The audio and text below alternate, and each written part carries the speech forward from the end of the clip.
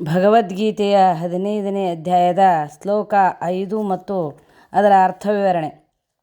ನಿರ್ಮಾಣಮೋಹ ಜಿತಸಂಗ ದೋಷ ಆಧ್ಯಾತ್ಮನಿತ್ಯ ವಿನಿವೃತ್ತ ಕಾಮಃ ದ್ವಂದ್ವೈರ್ವಿಮುಕ್ತ ಸುಖ ದುಃಖ ಸಂಜ್ಞೈರ್ಗಚ್ಚಂತಿ ಮೂಢ ಪದಮವ್ಯಯಂ ತತ್. ನಿರ್ಮಾಣಮೋಹ ಜಿತಸಂಗ ದೋಷ ಆಧ್ಯಾತ್ಮನಿತ್ಯ ವಿನಿವೃತ್ತ ಕಾಮಃ ದ್ವಂದ್ವೈರ್ವಿಮುಕ್ತ ಸುಖ ದುಃಖ ಸಂಜ್ಞೈರ್ಗಚ್ಚಂತಿ ಮೂಢ ಪದಮವ್ಯಯಂ ತತ್. ಅಂದರೆ ಸುಳ್ಳು ಪ್ರತಿಷ್ಠೆಯಿಂದ, ಮೋಹದಿಂದ ಮತ್ತು ಸುಳ್ಳು ಸಂಘದಿಂದ ಮುಕ್ತವರಾದವರು, ನಿತ್ಯವಾದುದನ್ನು ಅರಿತವರು, ಐಹಿಕ ಕಾಮವನ್ನು ತ್ಯಜಿಸಿದವರು, ಸುಖ ದುಃಖಗಳ ದ್ವಂದ್ವದಿಂದ ಬಿಡುಗಡೆಯಾದವರು ಮತ್ತು ಗೊಂದಲವಿಲ್ಲದೆ ಆ ಪರಮಪುರುಷನಿಗೆ ಶರಣಾಗುವುದು ಹೇಗೆ ಎನ್ನುವುದನ್ನು ತಿಳಿದವರು, ಇಂತಹವರು ಆ ಶಾಶ್ವತವಾದ ರಾಜ್ಯವನ್ನು ಪಡೆಯುವರು. ಇನ್ನೂ ವಿವರವಾಗಿ ವಿವರಿಸುವುದಾದರೆ, ಶರಣಾಗತಿಯ ಪ್ರಕ್ರಿಯೆಯನ್ನು ಇಲ್ಲಿ ತುಂಬ ಚೆನ್ನಾಗಿ ತಿಳಿಸಲಾಗಿದೆ. ಮೊದಲನೇ ಅರ್ಹತೆ ಎಂದರೆ ಮನುಷ್ಯನು ಗರ್ವದಿಂದ ಭ್ರಾಂತನಾಗಬಾರದು. ತಾನೇ ಐಹಿಕ ಪ್ರಕೃತಿಯ ಪ್ರಭು ಎಂದುಕೊಂಡ ಬದ್ಧ ಆತ್ಮನು ಜಂಬದಿಂದ ಬೀಗುತ್ತಾನೆ.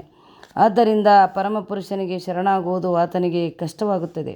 ನಿಜವಾದ ಜ್ಞಾನವನ್ನು ಬೆಳೆಸಿಕೊಂಡು ಮನುಷ್ಯನು ತಾನು ಐಹಿಕ ಪ್ರಕೃತಿಯ ಪ್ರಭುವಲ್ಲ, ಪರಮಪುರುಷನೇ ಪ್ರಭು ಎಂದು ತಿಳಿಯಬೇಕು. ಗರ್ವದಿಂದ ಬರುವ ಭ್ರಮೆಯಿಂದ ಮನುಷ್ಯನು ಮುಕ್ತನಾದಾಗ ಅವನು ಶರಣಾಗತಿಯ ಪ್ರಕ್ರಿಯೆಯನ್ನು ಪ್ರಾರಂಭಿಸಬಹುದು. ಈ ಐಹಿಕ ಪ್ರಪಂಚದಲ್ಲಿ ಯಾವುದಾದರೂ ಗೌರವವನ್ನು ಸದಾ ನಿರೀಕ್ಷಿಸುತ್ತಿರುವ ಮನುಷ್ಯನು ಪರಮಪುರುಷನಿಗೆ ಶರಣಾಗತನಾಗಲಾರ.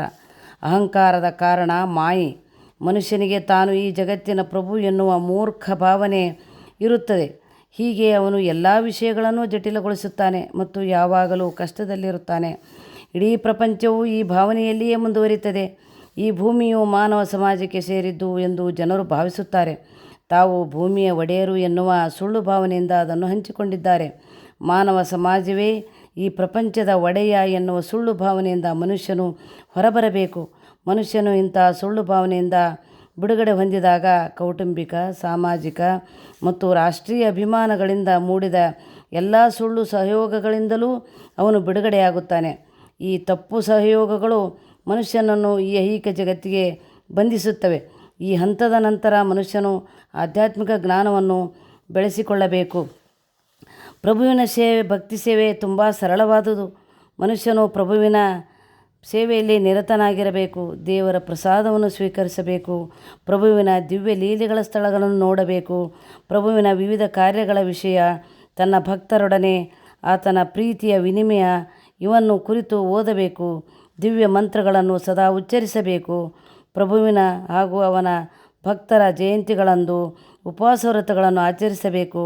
ಇಂತಹ ಪ್ರಕ್ರಿಯೆಯನ್ನು ಅನುಸರಿಸುವುದರಿಂದ ಮನುಷ್ಯನು ಎಲ್ಲ ಐಹಿಕ ಚಟುವಟಿಕೆಗಳ ವಿಷಯದಲ್ಲಿ ಸಂಪೂರ್ಣವಾಗಿ ನಿರ್ಲಿಪ್ತನಾಗುತ್ತಾನೆ. ವಾಸ್ತವವಾಗಿ ಯಾವುದು ತನ್ನದು, ಯಾವುದು ತನ್ನದಲ್ಲ ಎನ್ನುವ ಅರಿವನ್ನು ಬೆಳೆಸಿಕೊಳ್ಳಬೇಕು.